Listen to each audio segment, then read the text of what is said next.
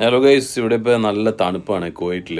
അപ്പോൾ ഈ ദോശയ്ക്ക് ഇഡ്ഡലിക്കൊക്കെ അരച്ച് വെച്ചിട്ടുണ്ടെങ്കിൽ മാവ് പൊളിച്ച് പൊന്താനായിട്ട് ഭയങ്കര ബുദ്ധിമുട്ടാണ്. അപ്പോൾ നമ്മൾ ചെയ്യണത് എന്താണെന്നറിയോ? അതായത് ഇതുപോലൊരു പാത്രത്തിൽ വെള്ളം തിളപ്പിക്കും. വെള്ളം തിളപ്പിച്ചിട്ട് അതിൻ്റെ മുകളിൽ ഇത് വെച്ച് മൂടിയിട്ട് അതിൻ്റെ മുകളിൽ ഈ മാവെടുത്ത് വയ്ക്കും. അങ്ങനെ വെച്ച് കഴിയുമ്പോഴത്തേക്കും രാവിലെ ആകുമ്പോഴത്തേക്കുണ്ടല്ലോ ഇത് നല്ലോണം പൊളിച്ച് പൊന്തി ഇതുപോലെ നല്ല മയമായിട്ട് പൊന്തി കിട്ടും. അപ്പം നമ്മൾ ഇഡലി റെഡിയാക്കാൻ പോകാം. സെയിം മാവ് കൊണ്ട് നമ്മൾ ദോശയും ഉണ്ടാക്കുന്നുണ്ട് കേട്ടോ.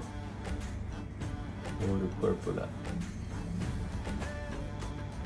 സൂപ്പർ ദോശ ഉണ്ടാക്കാം.